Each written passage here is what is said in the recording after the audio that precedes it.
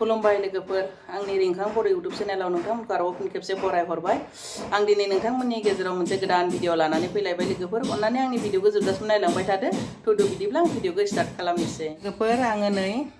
रसमलाई बानायनो नागिरदों थ' बिनि थाखायनो आङो नै बेवहाय 4 लिटार गाइखेर लादों बे मोननैया आधा लिटार बै मोनथामा 1 लिटार बिनिफ्राय बे 4 लिटार थ' 4 लिटार गाइखेरजों आङो दिनै रसमलाई बानायनो नागिरदों थ' नोंथांमोना आंनि रसमलाई बानायनायखौ नायलांबाय थादो लोगोफोर आं बानायनो स्टार्ट खालामनोसै दायो आङो बेखौ गाइखेरखौ सरनानै लानोसै बासन मोनसेयाव लोगोफोर नै दायो आङो बेवहाय 4 लिटार गाइखेरखौ पुरा सरनानै गेसाव जाननानै होबाय दा बेयो गुदुगौमानि आङो नारें मोखैनि रेडि खालामना लानोसै गाइखेरखौ सोखावनो थाखाय बिराद दावराव खामानि सोलिबाय थादो हनै बैथिं वालखौ हाफ वाल खालामनो नागिरदोंमोनथ' बेनिफ्राय दाथ' एसे साननाया एसे बेलेग जालायबाय नालाय बेनिफ्राय नै बिथिं दरजा बानायनो इटाखौ हादो थ' बिराद दावराव लोगोफोर न'नि खामानि सोलिबाय थादोना बे रुम मोनसे बारायदेरदो बेबायदि आरो बिथिं खामसालिमोन नाथाय बे रुमखौ दा एसे एक्सटेन्ड खालामनाय जादों एसे गिदिर खालामनो होननानै थ' बिनि थाखायनो नै हाबाय थादो वालखौ खामानि सोलिबाय थादो वालखौ हादो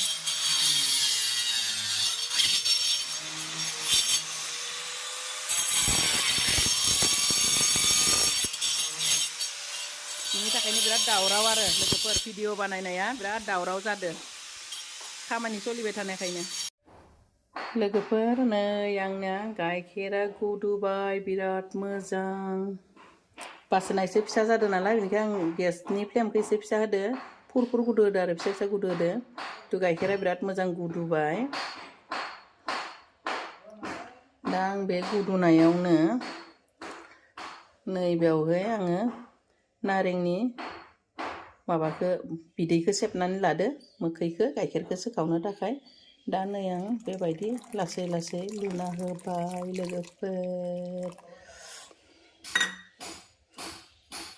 बिनि उनाव एसे एरनोसै दैया बेबायदि गोथां मा बुंगोन बेखौ गोमोहां जाबाय आरो बिराद बरिया दा बे दै गोजासै गाइखेरा लदा जाजोब्बाय दै गोजा थ' आं बेखौ दायो सेकेनिजों सरना लानोसै लोगोफोर सानाखौ दिहुननोसै आं दैनिफ्राय सरनानै सानाखौ दिहुननोसै सानाखौ सरना लानोसै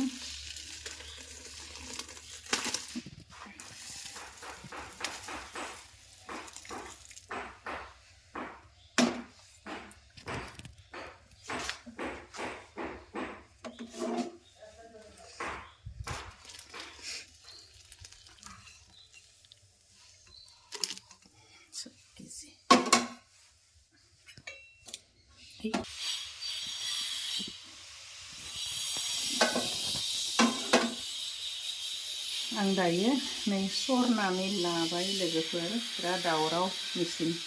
माबा हाखावनायजों दा भर्ति जादों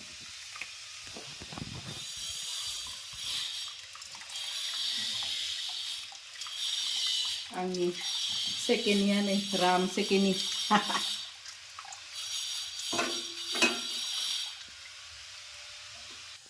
दा बेनि दैखौ आङो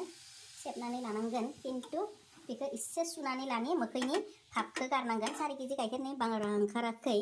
लोगोफोर सानाया बारा ओंखाराखै गाइखेरा पानिया दै स्रां नै बारा ओंखाराखै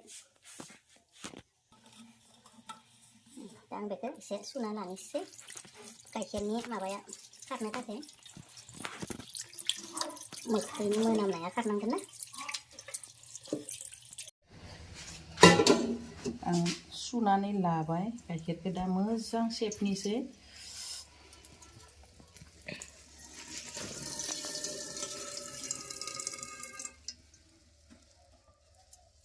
दैखौ मोजां सेबना लानोसै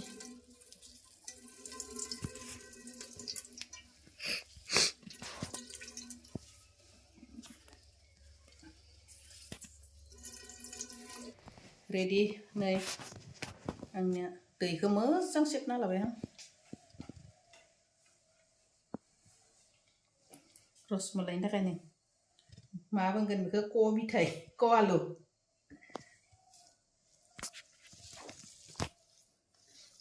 4 लिटार गाइखेरा एसे मोजां एसे बुरजा ओंखारो आरो मोजां दाट गाइखेरबा खम जादों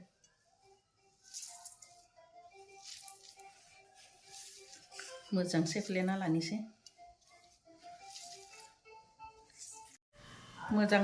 सिखुरना लाबाय दा नै बे आखायाथ' एसे माबा जायो नालाय बेदों समनो आराम बिदि नाफ्लेना लानिसै आरो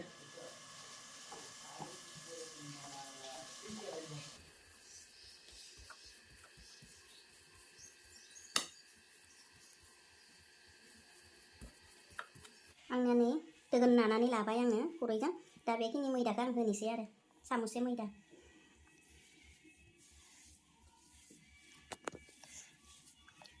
मैदा होनानै गलायनोसै आंना फिसालाया मागो बोथोरावसो फिथा खावलाय जाना होलायबाय दा बिनो सादोनो खावलायाव दा माबा प्लास्टार सिथाबनोसो थांनो होनदो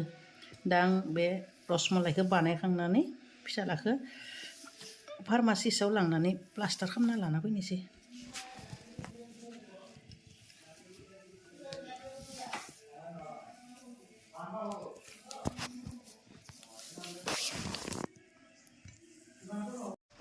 मैदा होबाय नालाय लास्ट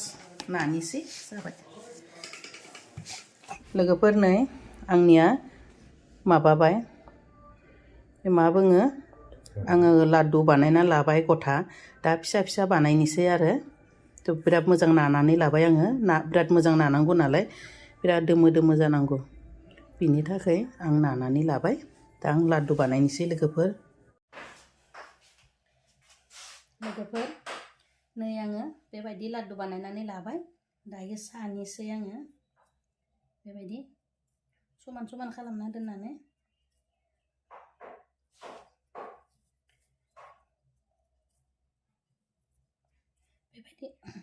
बेबायदि खालामना लानोसै लोगोफोर गासैबो लादुखौ आं बेबायदि फिसा फिसा खालामनानै लाबाय नै दायो मोजाङै सानोसै नै बेबायदि खालामनानै लाबाय दायो मोजाङै आङो सासिगोन आरो नै लोगोफोर बेबायदि खालामनोसै बिदि खालामना लानोसै गासैबो लादुखौ नै लोगोफोर आङो बेबायदि लादु बानायजाबना लाबाय 4 केजियावहाय 55 टा लारु ओंखारदों आरो मिडियाम साइजनि दा आङो बेखौनो बानायनोसै लोगोफोर दायो आङो बे खुरैयाव सिनिखौ सुनानै होनोसै खुरैथाम बेसे खुरैनैसै खुरैथाम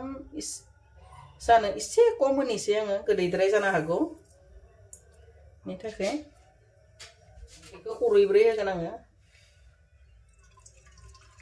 दैखौ आं फुदुंना लादो थाब जानायनि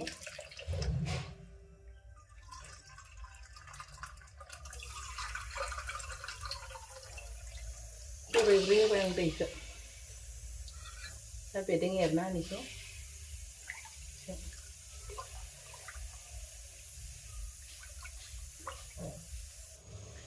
लोगोफोर आंनि सिनिनि दैया गुदुबाय दायो आङो बे लादुखौ होना होनोसै दाब्ले दाब्लेबो बानाय जायो नाथाय आंनिया गथायैनो बानायदो आङो गथा साइजनिनो बानायगोन होननानै बानायबाय सोरबा एसे लावज्रिद गोलाव साइजबो बानायो सोरबाया दाब्ले बानायो नाथाय आंनिया बेबायदिनो राउन्ड खालामबाय आरो बल बायदि गुल खालामबाय लोगोफोर नै आं बेबायदि फारि फारि होजोबबाय आंना मिथाइया एसे माने लादुआ एसे गिदिर जाबोबायानो फुलिबोबायानो बुखांबोबाय नै ओमफ्राय आङो बेथिंगालै नै दायो बेयाव 1.5 लिटार गाइखेर लादो बे 1.5 लिटार गाइखेरखौ आङो रसमलाइनि माने माबा बानायगोन आरो रसमलाइ बे मिथाइखौ बेयाव होगोन नालाय आङो बेनिखाय गाइखेरखौ एसे मोजां फुदुंनानै केसर होनानै इलाइसि होनानै एसे गथा बानायना लानोसै फुदुंना रानहोनानै थ' बिनि उनावसो आङो रसमलाइ बानायनो हागोन नालाय लोगोफोर बिनि थाखाय माने गाइखेरखौ फुदुंना लानोसै आं एसे गेजेराव सोमावना होनि मानोना बे मिथाइ बानायनायाबो आधा घन्टासो नांगौ नालाय मोजां फुलिनो मोननो थाखाय थ' बे समसिम आङो बेखौबो आधा घन्टा बारासो नांगोन बेखौ एसे गथा बानायनायाव बिनि थाखाय बिथिंबो जाथोसै होननानै आङो बानायनानै लाबाय लोगोफोर खालामबाय आरो बानायना लाबाय माने आं माने खालामहोलां थाबाय दा बेयो गुदुबाय नालाय आं दसे सम बेखौ खोबना होनोसै लोगोफोर गुदुबाय थाथोसै गासै नायनि लोगोफोर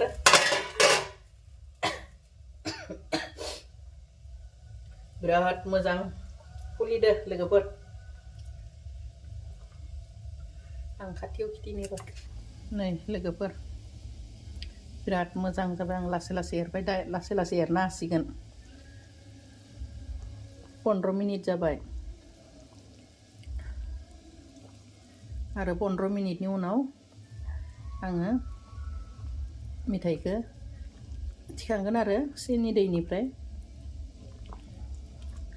बिराद मोजां जाबाय आरो बिथिंबो गाइखेरा गुदुसिगोनानो आंहा रसमालाइनि केसर होनाय गाइखेरा गुदुसिगोन नै आं केसर होआखैनो दा होगोनसो लोगोफोर नै आङो दायो गाइखेराव केसर एसे होनोसै कालार फैनो थाखाय केसरखौ होना होनोसै आङो बारा होआ एसे खम होगोन नै बेबायदि केसरखौ आं होना होनोसै आरो कालारनि थाखाय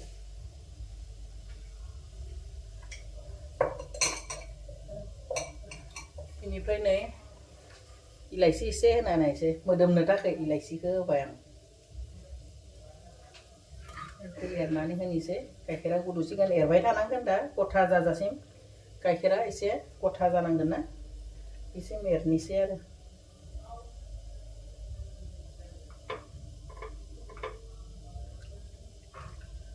एरबाय थानोसै गाइखेरखौ कालार फैहोनोसै बिदि एरै एरैनो गथा खालामना होसिगोन आरो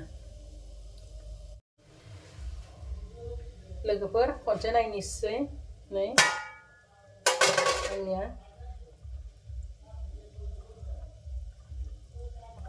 गासै आङो 20 मिनिट गोदौ होबाय दा आरो 10 मिनिटसो बेबायदि थागोन बोखारनानै एसे गोदौ होबावनोसै बिनि उनाव आङो थिखांनोसै रेडि जासिगोन 10 मिनिटनि उनाव नै बेबायदियै दोननोसै आरो एबार थागोनखौ खोख्लिया आङो लोगोफोर नै आंनिया मिथाइया रेडि जाबाय दा आङो बेखौ गेसनि फ्लेमखौ अफ खालामना दोननोसै दा रेडि जाबाय बे एसे गुसु जाथोसै मानोना गुसु जानांगोन ना बे दा मिथाइनि बिदैखौ सेबनानैसो आङो बे रसमालाई बानायनाय गाइखेराव होगोन नालाय बिनि थाखाय बेखौ दांनो हानाय गुसु जाथोसै बे समसिम आं बेखौ खोबनानै दोनथ'नोसै लोगोफोर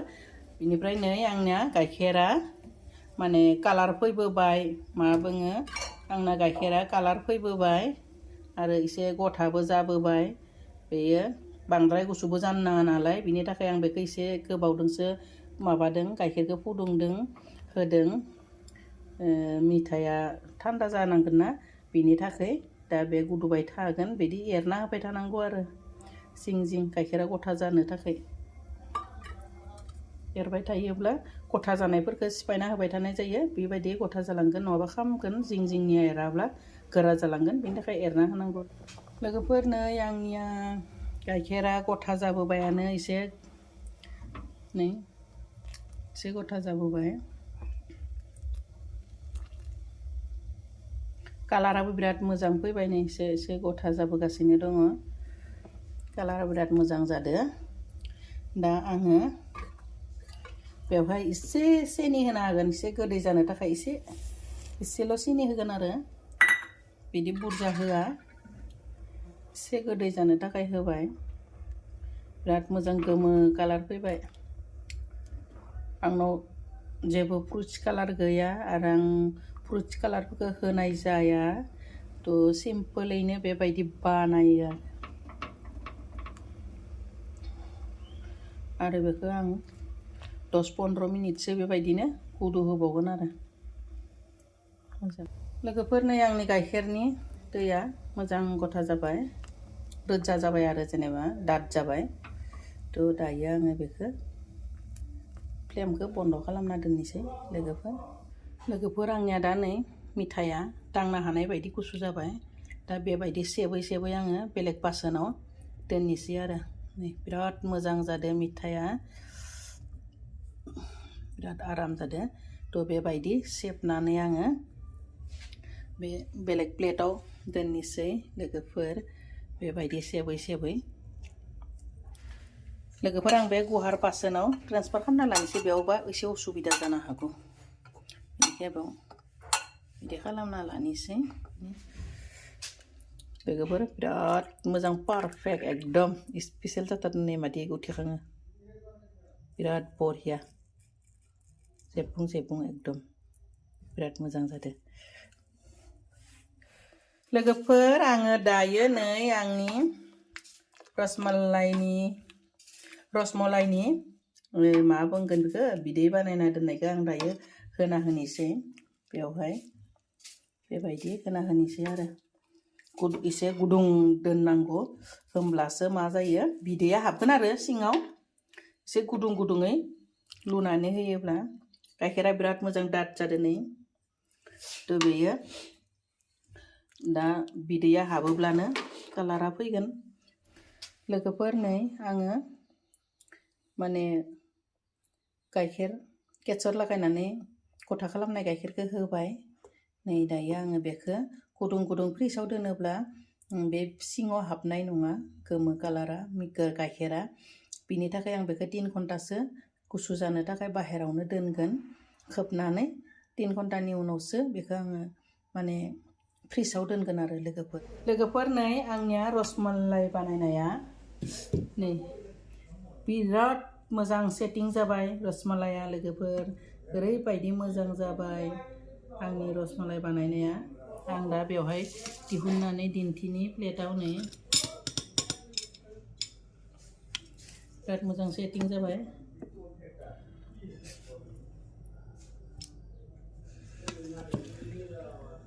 नै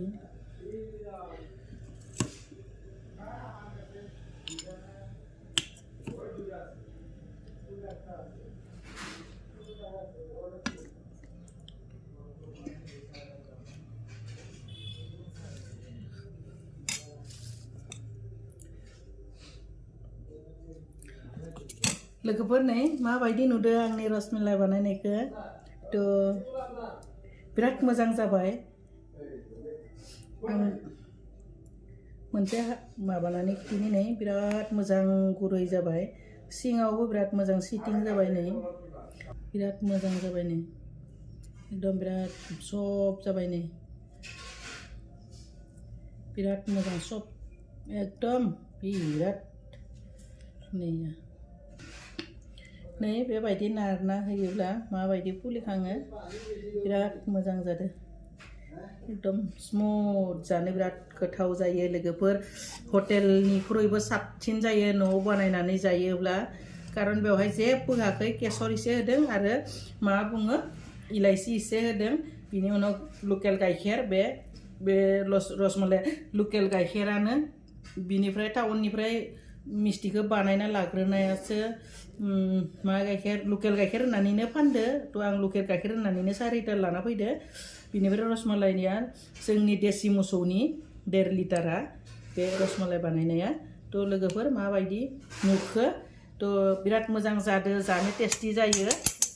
4 लिटार गाइखेराव माने 55टा मिथाइ ओंखारदो आंना थ' बानायनानैबो मोजां नाङो जानानै मोजां नाङो जाहोनानैबो मोजां नाङो लोगोफोर मागो दमासिनि आङो रसमलाइखौबो बानायबाय थ' आंनि बानायनायखौ नोंथांमोना माबायदि नुखो जुदि आंनि रसमलाई बानायनायखौ मोजां नुदों होमब्ला लाइक शेयार कमेन्ट खालामनो दाबाव लोगोफोर आरो लोगोसे आंनि चेनेलखौबो अननानै साबस्क्राइब खालामनानै होदो थ' बिदिब्ला आङो आंनि भिडिअखौ दोननोसै लोगोफोर बाय बाय